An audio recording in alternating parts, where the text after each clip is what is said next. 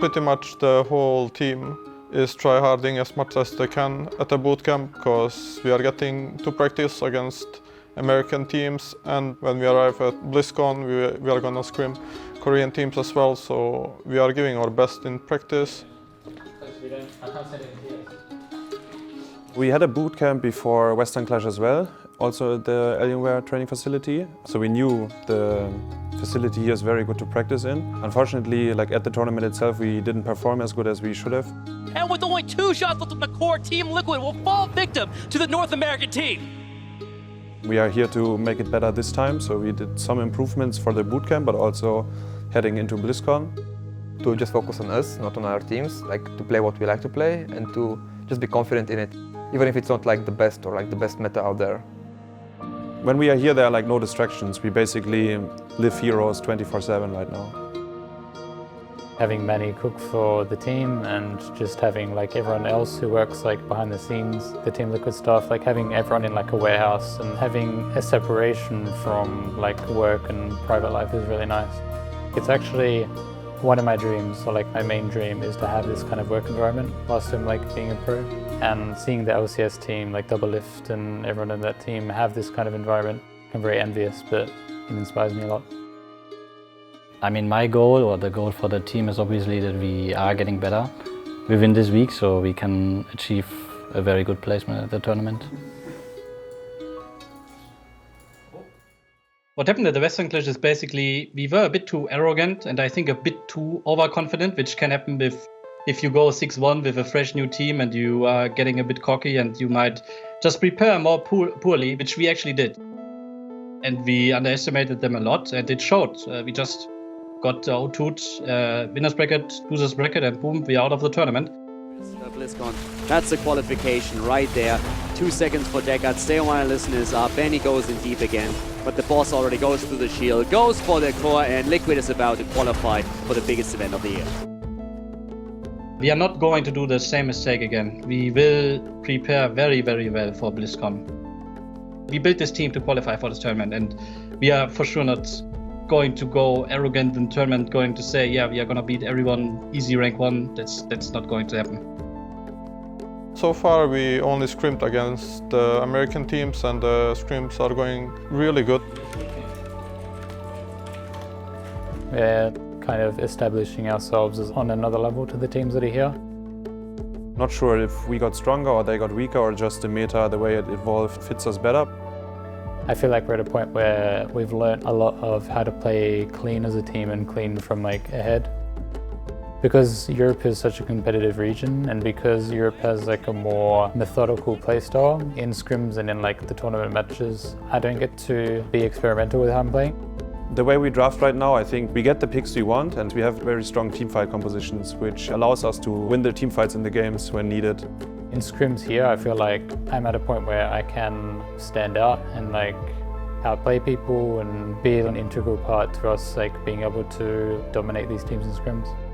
I really want to play against the Koreans because I want to see how good they are compared to the rest of the world. I think the Korean playstyle is actually similar to that. They also like to team fight. It's just that most of them are like mechanically very, very talented, so that's why they are so good at it. And I think they have not their own like drafting style, but they prioritize other stuff much higher than the other regions. And I think most of it actually comes down to comfort picks for the Koreans.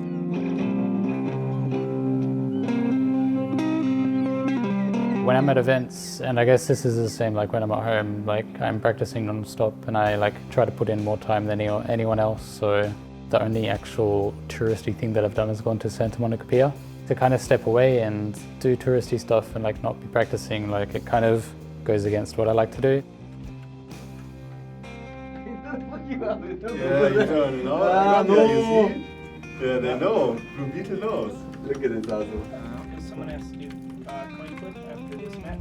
We're going to be scrimming a team called Tempest, who are the 2nd seed from Korea. And Korea, like Europe, is a really strong region at the moment. I'd say they're a bit stronger. So it's going to be, I think, a shock to begin with, going from scrimming North American teams to the 2nd best Korean team. So I think it's going to be really interesting to see how well we can play against them, given how well we've played at this boot camp so far. It's a fat hamster. Is that your No, it's a cat. The bad hamster. It looks like a bad hamster, actually. Okay. You know bringing your gear? Yeah, you should take your gear as well. I think I want to come back to take a coffee. To come back as well, yeah. Don't be ugly. Sit down. With another short person. NUROK is.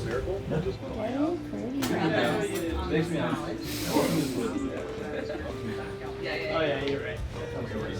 We all have our good texture days that are bad, right? All ready for the ball. Wait, actually, come back. Yeah, this you can, I'm not. All right, now you're ready for the ball. Okay, first map pick. Yes, they are very fun. Let's just go with Tomb. Yes. Yeah, let's just go Tomb. Tomb is very good. That wasn't the plan, actually. Oh, it wasn't? No. Okay. This is looking good for them. During the interviews, a lot of the Korean teams said that maybe Liquid were the team that they were most scared of, and that gives us a lot of interesting points for this matchup. Miracle's hitting the well, they're committing to the well, but ARCANER's back now. NUROK's coming through. What a crazy finish here. The taunt is committed, the bunker's up here. Oh, so close. Blue Beetle does get in there. Franco needs to do the damage, but ARCANER does blink away. Franco gets the first kill. Is it going to be 2 and 2? And does it get a third reset here on the SPORTBILLY? And that is game. Miracle with the comeback win here. Certainly could. You're going to see them pushing this bottom lane. Judy once again having that shadow charge available. SPORTBILLY has to hold the root. Big whoop connects, so that's going to be a second pick, possibly a third. They want those 3 points here. Their first series at a BlizzCon. And they are going to take it. First game, a little rocky. Nice comeback. Make a statement here in game 2. We always talk about Liquid as the team that always fizzles out. I mean, I don't want to say that that is clearly what we see, but I would be mentally shaken and fearful if I was the squad, knowing that that first round went that bad. Once again, Punishers on, they go in and they take him down. Arthas is dead, the Apocalypse comes through, but can Luna and Meow get a counter kill? It doesn't look like it. No, they're fully healthy here. NUROK keeping up with the heals. Kim comes out, and he's going to help. Big Solvo connects to the back line and the front line. Diablo will be taken down, and the Punisher for the third jump in a row. But every time Hero re-engages, they fall again. 20% and going down. Luna Meow looks like they will fall victim to Team Liquid. They did, on the alternate stream today, take a game off of Genji. Yeah, it takes water some time to start boiling, and once it gets hot, then of course you can start to move forward. And they got the big victory on Genji. We had a big, massive play from HASUOBS with Jaina and NUROK. Tis with the APOC, they're going for it, and they're looking for a target. They're finding Billy, and Billy again through the indestructible stays alive. NUROK saving him. Ring of Frost not having the effect they wanted, but here comes the X-Strike, and down goes Gyoja. As Liquid right-clicks the core, takes it down, and ties the best of 2. During the group stage, we had a very clear goal that we wanted to seed as high as possible. Our very first match against Miracle, we lost 0-2, but the first map we could have won.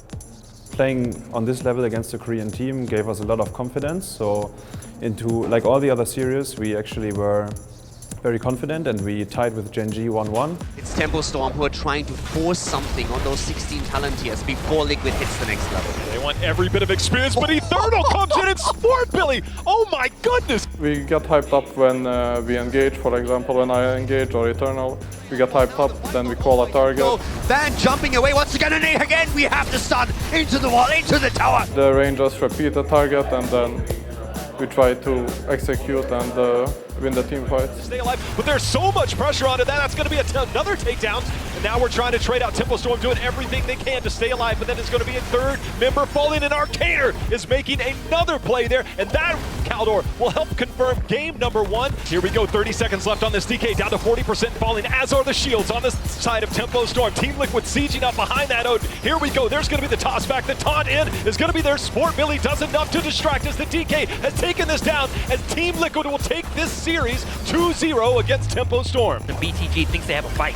619 just eats so much damage. Team Liquid turns around and 2 with the big one, and look at the Solvo. Pew, pew, pew, as ARCANER cleans up 3. And Team Liquid says, okay, we're done taking heroes. Let's take a core.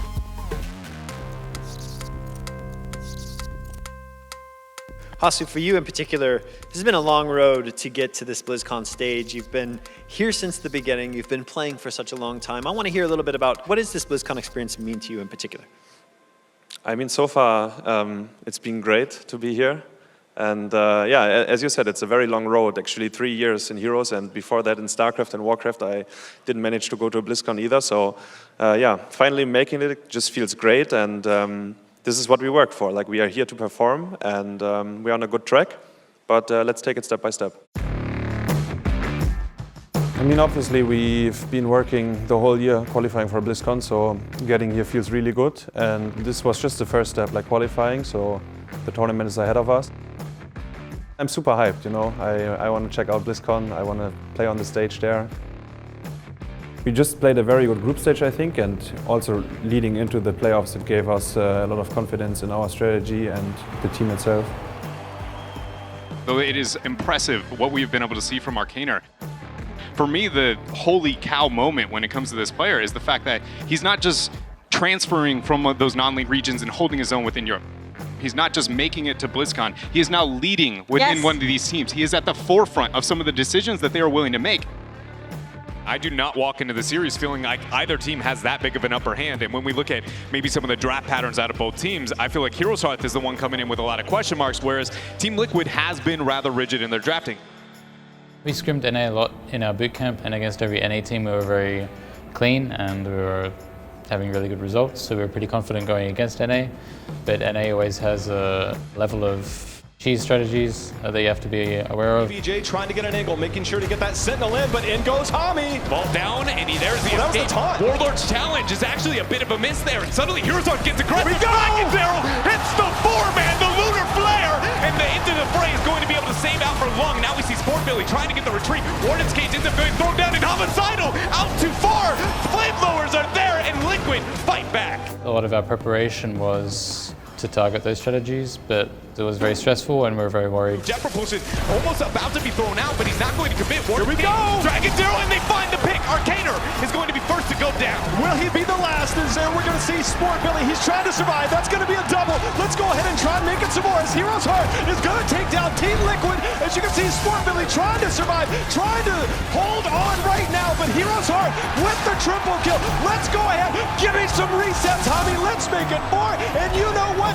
Let's make it 5 for good measure as Heroes Hearth will take game number 1. We played, I guess, stressed and we weren't so confident, and we could have had a stronger draft. So it was a very difficult game to win, but we could have won it, and we weren't playing clean enough when it mattered. Bunker has not been forced. That's the biggest sieging tool. This is going to be Heroes Hearth. Go for it. They find the jet propulsion onto Jaina. Scroll of Ceiling going to be thrown out. Here we go! Down, there's the bunker. Flamethrower, Salvo, everything out there, and Jaina goes down. Heroes Hearth now focus towards the core. That's going to be a race here as we see the core starting to fall. The keep on the other side. Dragon DK starting to do work. Heroes Hearth, they're trying to clinch this series. The Stay Wild Listen will buy space. The shields have fallen. Heroes Hearth holding. SPORTBILLY goes in, but the taunt onto ARCANER. He gets out of it. The pulse bomb misses. Heroes Hearth holding on for now, but they're starting to fold.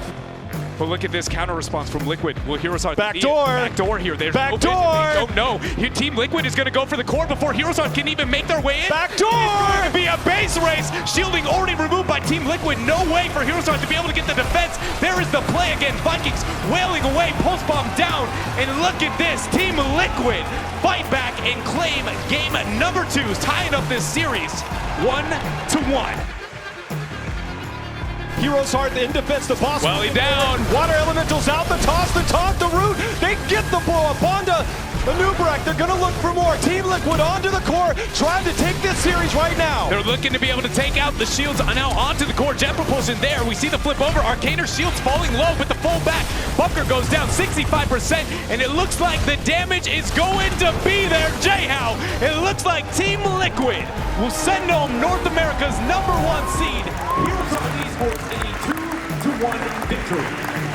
Team Liquid just coming out firing after game number 2. I was a bit shocked to hear that kind of chant, like how much of the crowd was supporting Heroes Hearth. And then when we won, like, there wasn't as big of a cheer as I hoped, but it kind of felt good to kind of shut up the people that were cheering for the other team. There was a lot of preparation for the semifinals. The night before our semi-final, we put in a lot of study and a lot of preparation for Gen G, and we were feeling confident. Usually, if you're the underdog going into the supposed to be stronger team, it goes like the talk before the series is like, Yeah, remain confident, play without fear, and it's usually easier said than done. But actually we managed to do it very well, even from game 1 on. We were 3 levels down and we had actually ultra clutch team fight. Team Liquid takes a 5v4, but Genji turns it around. ARCANER! ARCANER off and off! He's showing off that Tracer! He's going for the triple kill! ARCANER taking them down! Actually my left hand was actually shaking for like 30 or 60 seconds after we managed to clutch it that much. And then it felt just very amazing. Then we were walking to the core with a protector and we knew we would win the game from then on. And we heard the crowd cheering, "Let's go Liquid." It felt amazing. Down! 1 against Jen! They got it! Taking the lead in the series against the Korean powerhouse! Yeah, I mean, Rich said in the interview that he's gonna 3-0 us in the playoffs.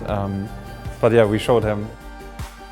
Cover the altars, try and take the team fight, but already Ethernal in a corner here. Billy moving in, Army of the Dead being popped as stuns, and down they go, the front line eliminated. They'll escape forward, and now Team Liquid in a position where their core is beginning to fall. The shields are gone, and Genji wants the lead in the series. They're likely to get it. 10% on the core, and this is game.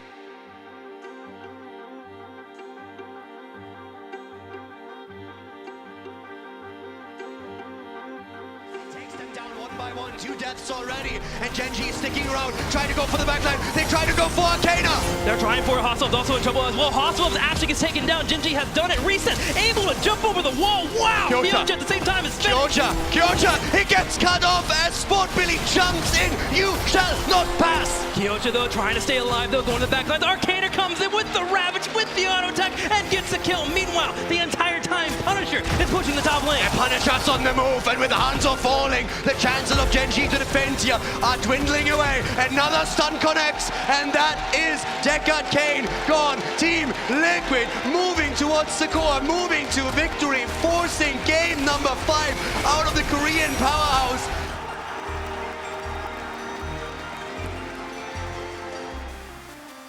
Genji is absolutely in a position where they can turn this and keeping everyone near each other. Sake at the ready for that 7-sided strike. One pick is all Genji needs. So checking the bushes, so important here. Billy starting to move in, rotations all over. But here comes the attack against Tyrael, and it's the kill! And the early sanctification, the attempt for a kill, trying to burst it down. Genji with the boss, with the Tillerton. They don't get it, ARCANER dodges it all. It was very close.